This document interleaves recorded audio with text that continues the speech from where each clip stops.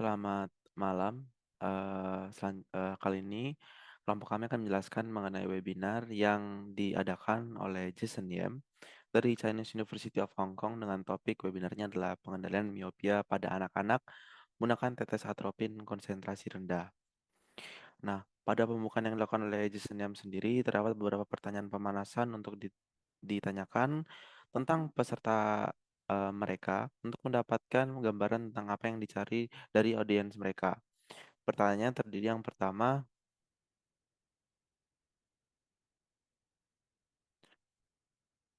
apakah Anda menggunakan tetes atropin konsentrasi rendah untuk pengendalian miopia pada anak-anak? Nah, dan didapatkan hasil sekitar 40% audiens menggunakan tetes atropin sementara 60% tidak. Yang kedua, jika Anda menggunakan beberapa konsentrasi tetes atropin yang Anda gunakan, harap tunjukkan pilihan Anda. Di sini 40% dari mereka yang menjawab menggunakan 0,01 dan 25% menggunakan 0,05 dan hampir 20% lainnya menggunakan 0,1% dan 10% menggunakan 0,025 dan kurang dari 10% menggunakan 1%. Yang ketiga, faktor apa yang akan Anda pertimbangkan untuk dosis saat Anda mulai tetes atropin? Eh, jadi untuk usia onset miopia, usia anak saat ini eh, memulai, terus miopia orang tua, miopia awal atau semua faktor dan kemudian semua faktor di atas. Jadi jawabannya ada 60% menjawab semua hal di atas dan saat ini untuk jawabannya adalah untuk usia anak 20%. Pada selanjutnya nomor 4, pada usia berapa Anda akan mulai memberikan obat tetes atropin untuk anak miopia? Jadi di sini ada pilihannya 4, 6, 8, dan 10.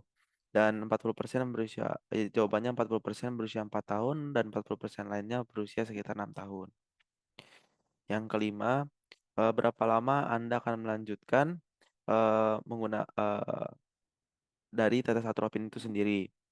Jadi di sini tuh ada jawabannya gunakan 1 tahun lalu berhenti, gunakan 2 tahun, 3 tahun, 4 tahun, atau sampai remaja ketika perkembangan miopia melambat. Nah, di sini itu 60% dari jawaban menunjukkan mereka akan menggunakan sampai remaja. Yang keenam, apakah Anda menggabungkan penurunan atropin dengan metode optik lainnya? Eh, Jika iya, ada jawaban A, oke lensa, B, lensa kontak multifokal, dan C, kacamata defokus. Nah, di sini 44% jawabannya menggunakan lensa oke, dan 41% lainnya menggunakan tontonan defokus, dan hanya sekitar 15% yang menggunakan lensa kontak multifokal. Nah, pembicaraan kita akan membahas beberapa aspek ini untuk membahas tentang tetes atropin, konsentrasi rendah untuk pengendalian miopia. Banyak pekerjaan luar biasa yang datang dari rekan kami di Taiwan karena penggunaan tetes atropin yang sangat lazim di Taiwan. Eh, Menggunakan tetes atropin 1%, 0,5%, dan hingga 0,1%. Jadi di sini James ya mengatakan bahwa rekan-rekan di Taiwan di sini menggunakan tetes atropin itu sangat sering atau menurut mereka sangat lazim karena eh, sangat berdampak bagi tubuh kesehatan mata mereka dan sangat lazim dan cocok untuk pekerjaan-pekerjaan yang sangat luar biasa kepada mereka. Dan di sana penggunaannya 1%, 0,1% hingga 0,1%. Garis besar utama lain yang sangat penting tentu yang kita semua tahu adalah studi atom atau atrophy treatment of myopia. Di sini terdapat dua jenis atom. Jadi ada atom satu dan atom 2. Nah, di sini dua penjelasan ini didapat dari penjelasan eh, studi dari Singapura sendiri. Khususnya untuk studi atom 2, mereka menggunakan 0,0%, 0,1% dan 0,01% selama 5 tahun dalam uji klinis pada 400 anak. Nah, di sini terdapat beberapa fase, yaitu fase pertama intervensi selama 2 tahun, fase kedua washout selama 1 tahun dan kemudian memulai kembali pengobatan selama 2 tahun, dan fase ketiga, mereka mulai kembali pengobatan sebesar 0,01%. Mereka menemukan bahwa nomor satu, peningkatan miopia lebih kecil pada 0,01%, sementara lebih besar pada 0,5 dan 0,1%. Dan sepertinya 0,01% lebih berkelanjutan, dan selama 5 tahun, setelah peralihan ini 0,01% memiliki kemanjuran yang lebih baik pada kelompok 0,5% dan 0,1%. Akan tetapi, bagaimanapun ada kekurangan kelompok pada kontrol placebo. Oleh karena itu, khasiat sebenarnya dari atropin konsentrasi rendah masih belum diketahui setelah studi atom 2. Nah, dari gambar di sini kelihatan bahwa 0,01% itu eh, pada atom 2 itu lebih menunjukkan perubahan dari min 1,38 plus minus 0,98 menjadi 0,75 plus 0,48. Akan tetapi di situ tertulis bahwa limitation atom 2 was lack of a placebo group. Nah, itu jadi di atom 2 ini terdapat eh, kekurangan pada atau kekurangan pada pergerakan atau kurangnya peningkatan dari placebo group itu sendiri.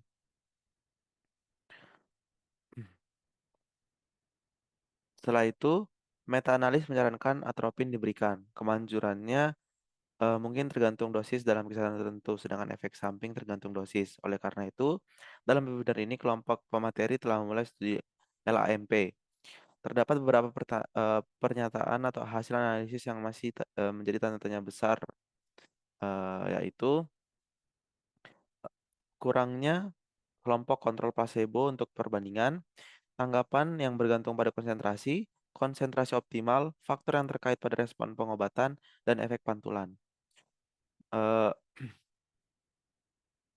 Berdasarkan karena ada nomor satu, kelompok placebo, kami tidak begitu yakin apakah itu respon yang bergantung pada konsentrasi, konsentrasi optimal apa, faktor lain apa yang terkait dengan respon pengobatan dan fenomena pantulan. Nah, pada studi LAMP ini, tujuan mereka adalah untuk memisahkan atau membagi eh, atau berfokus pada konsentrasi optimal dari atropin itu sendiri ya untuk dijadikan jadikan tetes atropin pada mata untuk kelanjutan dari pengobatan miopia. Nah, di sini berdasarkan studi LAMP, kami telah di sini mereka menerbitkan sekitar 6 laporan dan ini adalah uji coba terkontrol secara acak pada 4 kelompok pada tahun pertama placebo yaitu 0,05%, 0,025%, 0,01%. Kami juga mereka juga menyertakan 483 subjek dan jadwal formulirnya mirip dengan studi atom 2 untuk perbandingan yang lebih baik.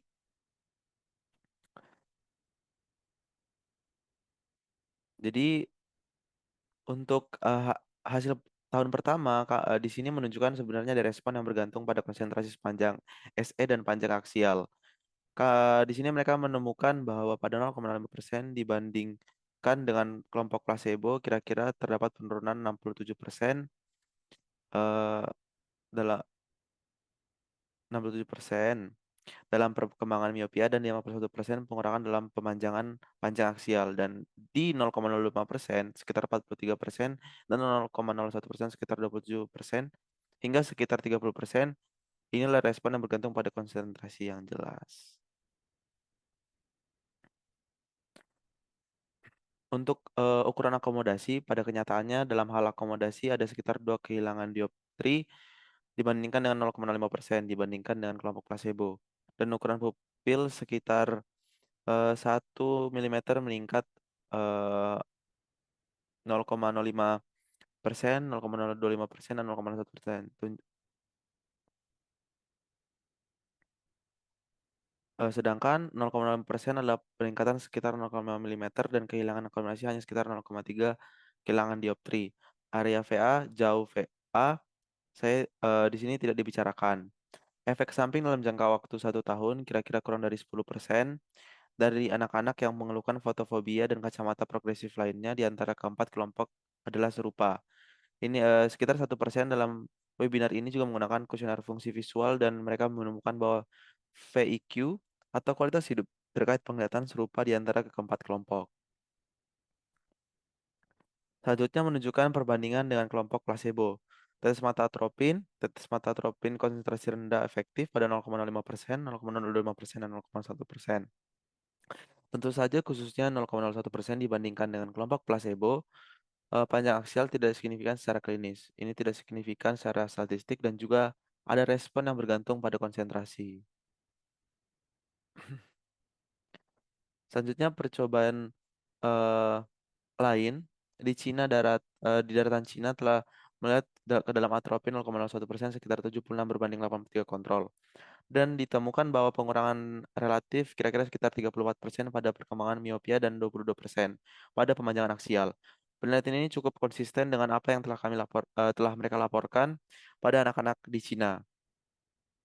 Selanjutnya pada uji coba di Jepang, studi atom C, uji klinis multipusat di Jepang, sekitar 171 anak sekolah usia 6 sampai 12 tahun, 0,01% dibandingkan dengan kelompok placebo, efeknya sedikit berkurang.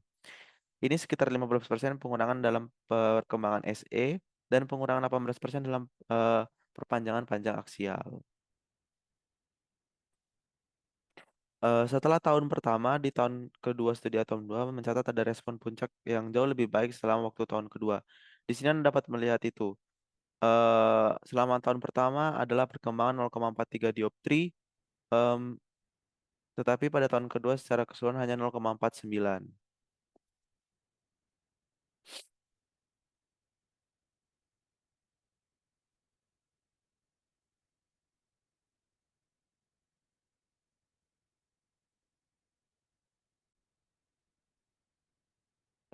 Di sini menimbulkan pertanyaan apakah dalam jangka panjang setelah kita menggunakan tetes atropin, eh,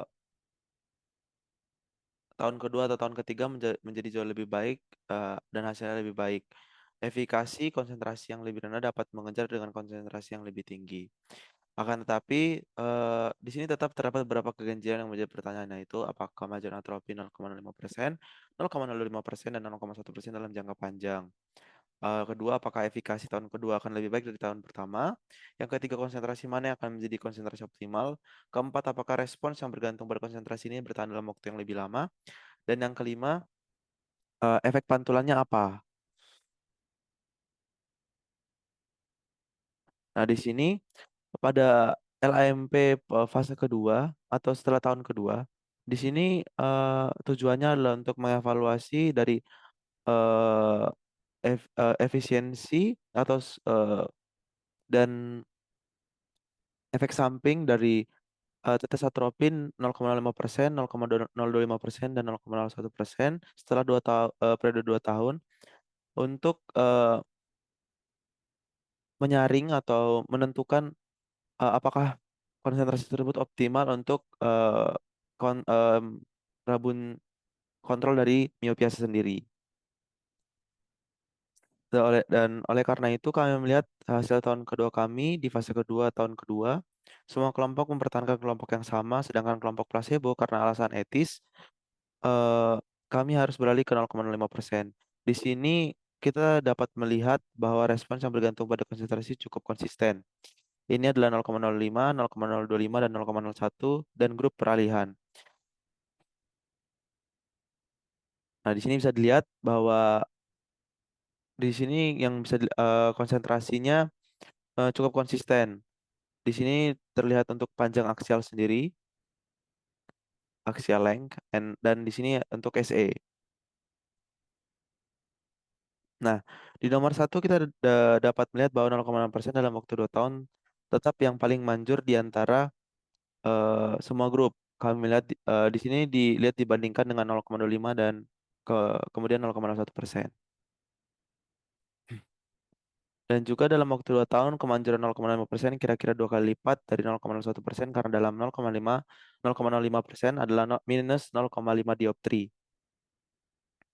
Sedangkan untuk 0,01% adalah min 1,12 dioptri. Beralih kelompok untuk 0,05% serupa dalam waktu 2 tahun mirip dengan 0,1% dalam waktu 2 tahun. Nah, dibandingkan dengan atom 2 dalam studi sel AMP kami, atau studi LMP-nya dari James Young sendiri di tahun kedua, mereka menemukan bahwa kemanjuran tahun kedua secara klinis tidak jauh berbeda secara signifikan dalam hal 0,025, 0,05 dan 0,1%. Melihat hasil yang sedikit lebih baik, tetapi secara klinis tidak terlalu signifikan. Dan beralih kelompok juga kami menemukan bahwa dibandingkan dengan kelompok pengendalian diri itu sangat efektif. Dan semua konsentrasi nomor satu kurang dari 3 mm peningkatan ukuran pupil fotopik. Studi telah menggunakan ini sebagai cut-off untuk efek samping yang tidak dapat ditoleransi atau signifikan. 0,05%, 0,05%, dan 0,01% peningkatan secara ukuran pupil masih dapat diterima. Dan 0,5% kehilangan akomodasi adalah sekitar 2 dioptri. Dan 2 dioptri berarti bahwa ketika seorang anak membaca, mereka dapat membaca sekitar biasanya mereka memiliki daya akomodasi 12 dioptri, dan mereka dapat membaca kira-kira 8 cm. Dan kehilangan 2 dioptri mereka masih mempertahankan akomodasi sekitar 10 dioptri. Mereka hanya perlu memperpanjang 2-3 cm saja setelah mempertimbangkan di sini James yang mendorong anak-anak mereka dari anak-anak yang mereka jadikan penelitian eh, untuk membaca pada jarak 30 cm, biasanya untuk tidak mempengaruhi pekerjaan dekat mereka atau membaca secara dekat.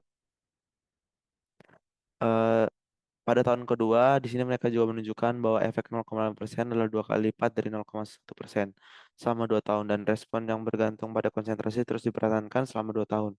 Namun ada juga pertanyaan lain, kita bisa melihat perbedaan antara perkembangan SE dan perpanjangan panjang aksial.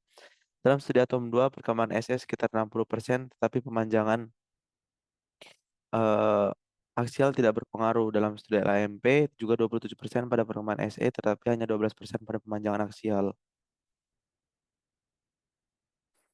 Ini bisa dilihat datanya.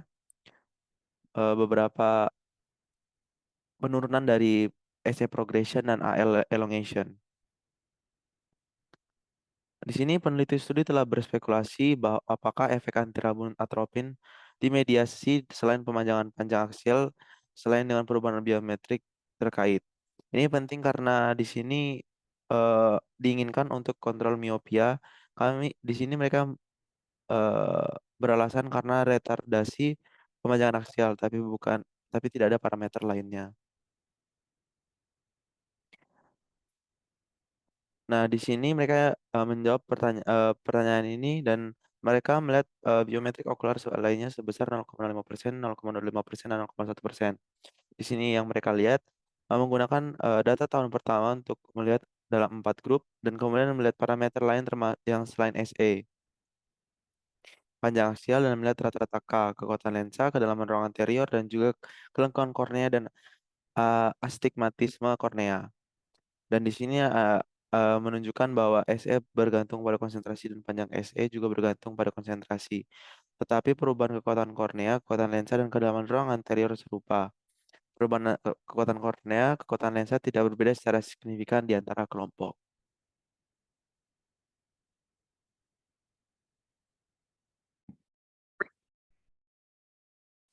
Diketahui pada riset ini terdapat 3 golongan efek yang diteliti, yakni 0,05%, 0,025%, dan 0,01% pada golongan.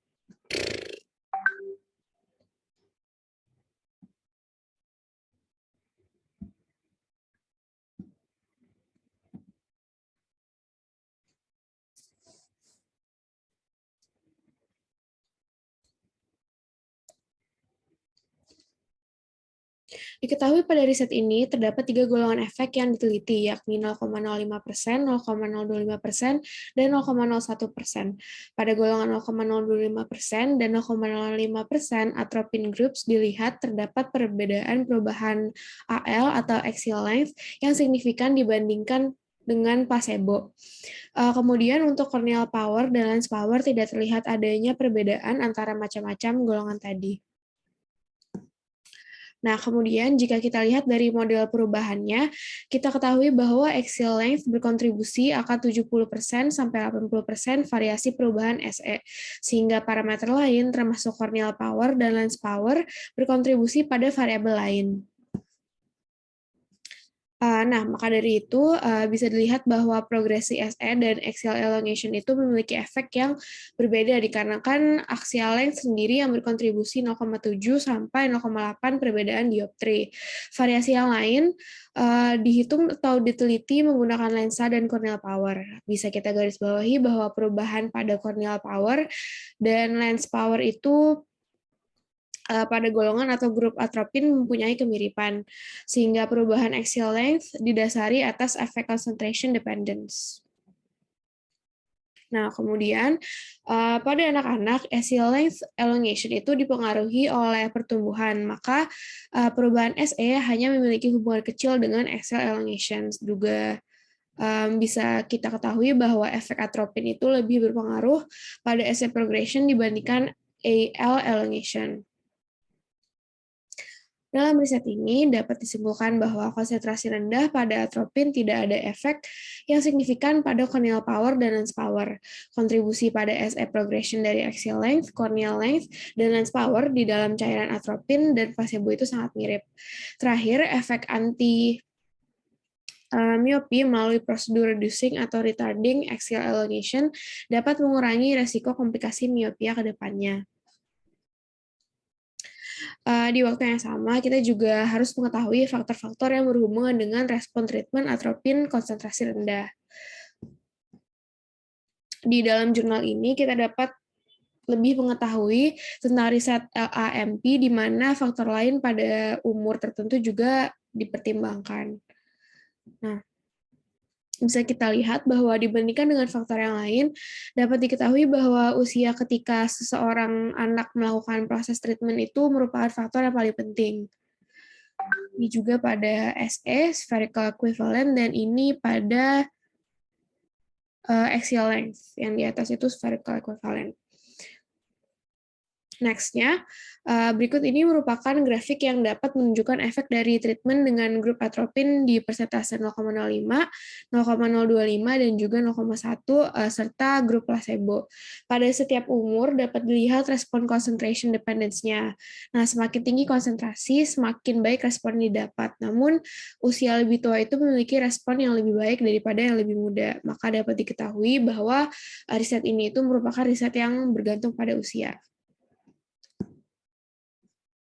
Nah, sehingga kita dapat ketahui lagi bahwa treatment ini tuh merupakan treatment yang sangat bergantung pada usia, di mana semakin muda usia, semakin buruk responnya, dan juga sebaliknya. Yang tadi sudah saya bilang. Nah, di antara 3 konsentrasi atropin, semakin tinggi konsentrasinya, yakni konsentrasi 0,05%, itu merupakan konsentrasi yang dibutuhkan anak usia muda untuk mengurangi progresi miopianya. Nah, maka konsentrasi miopia atropin yang tertinggi dapat diadministrasi pada anak-anak sebagai dosis awal, di mana treatment yang dilakukan itu harus secara frekuent dilakukan dan juga harus agresif untuk menghindari miopia ke depannya. Seperti itu. Dan juga dari mediation analysis ini kita dapat ketahui bahwa konsentrasi atropin, treatment, dan penebalan koroid itu dapat berkontribusi pada progresi SE. Nah, kesimpulannya lagi, atropin dengan konsentrasi rendah memicu adanya ketebalan koroid dengan respon concentration dependence selama treatment berlangsung. Kemudian penebalan koroid diketahui juga berhubungan dengan perlambatan progresi SE dan elongasi AL. Respon koroid juga bisa digunakan sebagai assessment untuk treatment jangka panjang dan juga panduan untuk titrasi konsentrasi atropin. Nah, ini selanjutnya, pada tahun 2021 dilakukan juga clinical trial pada riset LAMP untuk menjawab pertanyaan apakah treatment harus dihentikan setelah 3 tahun pemakaian atropin atau dilanjutkan, serta faktor-faktor yang lain. Dapat dilihat pada bagan, pendekatan yang digunakan itu pada fase 3, yakni fase yang di bawah ini, di mana setelah 2 tahun, treatment group dibagi menjadi 2, yakni melanjutkan treatment dan juga memberhentikan treatment dengan konsentrasi atropin yang sama.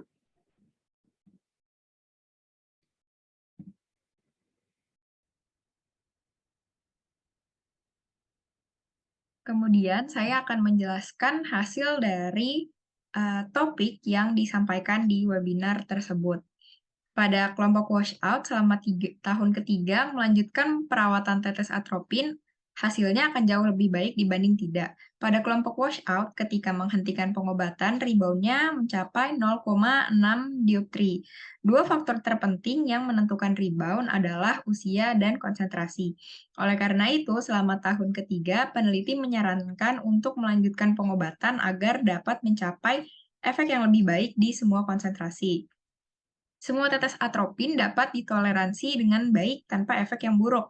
Mempertimbangkan hal ini, peneliti menyarankan untuk menggunakan atropin 0,05% selama 3 tahun, di mana khasiatnya akan lebih baik 2 kali lipat dari atropin 0,01%.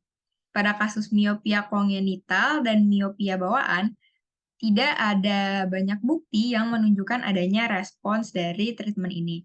Selain treatment tetes atropin, langkah pencegahan yang bisa dilakukan adalah dengan meningkatkan waktu di luar ruangan dan menggunakan kacamata fotokromik bila diperlukan.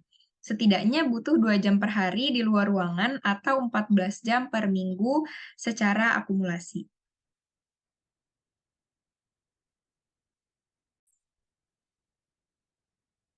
Selanjutnya, saya akan menjelaskan tentang metode optik lain yang digunakan untuk mengontrol miopia dalam webinar tersebut.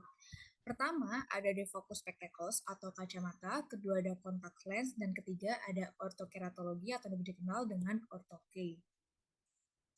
Untuk mekanisme defocus spectacles sendiri, ini menggunakan kacamata sehingga bayangan itu jatuh tepat pada retina. Pada kasus miopia, bayangan itu jatuh di depan retina. Defocus Spectacles sendiri juga memiliki inovasi. Yang pertama ada Defocus Incorporated Multiple Segments atau DIMS. Dalam DIMS ini digunakan defocus segment dengan ukuran diameter 1,03 mm dengan fokus plus 3,5. Kemudian terdapat central zone dengan diameter 9 mm untuk koreksi refraksi jarak. Kemudian dalam DIMS ini menggunakan 400 defocus segment dengan diameter 33 mm di sekitar central zone. Selanjutnya, dalam data statistiknya terbukti bahwa DIMS ini memiliki kemampuan yang baik untuk mengontrol miopia dengan 52% ASE atau spherical equivalent progression slower dan 62% AL atau axial length-nya less elongation. Next, terdapat spectacle lens with highly or slightly aspherical lenslet atau disingkat dengan HAL.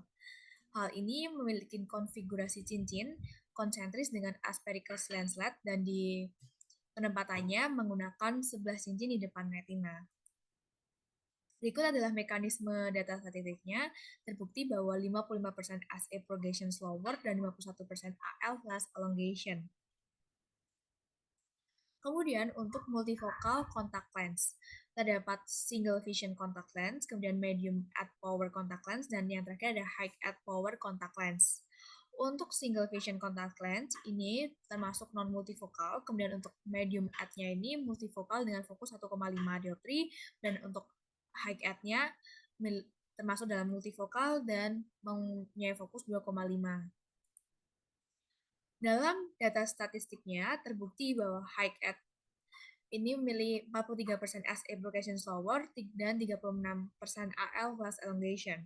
Dan untuk medium at-nya memiliki 15% SA progression slower dan 20% AL plus elongation. Hal ini terbukti bahwa contact lens multifocal juga memiliki kemampuan yang baik untuk mengontrol miopia. Next, terdapat Mi-side contact lens, di mana terdapat dua treatment zone dan 2 correction zone dengan myopic fokus. Kemudian, dalam data statistiknya terbukti terdapat 59% SA progression slower dan 52% AL less elongation. Next, terdapat ortokeratologi contact lens atau ortho-K yang digunakan untuk corneal reshaping, corneal refractive therapy, dan vision therapy treatment. Ortho-K sendiri itu dapat dipakai semalaman atau seharian. Terbukti berikut adalah penggunaan dalam ortho-K. Dalam penggunaan ortho-K, terbukti bahwa bentuk kornealnya itu lebih datar. Dan dalam mekanisme datanya, 43% AL mengalami less elongation dibandingkan dengan single vision glasses. Selanjutnya, juga membahas tentang combine terapi, di mana terapi-terapi itu dijadikan satu atau dikombine. Untuk selanjutnya ini terdapat combine terapi, yaitu atropine dikombine dengan ortokeratologi yang masih mengalami penelitian lanjut. Sekian presentasi dari kami. Terima kasih atas waktunya dan mohon maaf apabila ada salah kata dalam pengucapan. Terima kasih.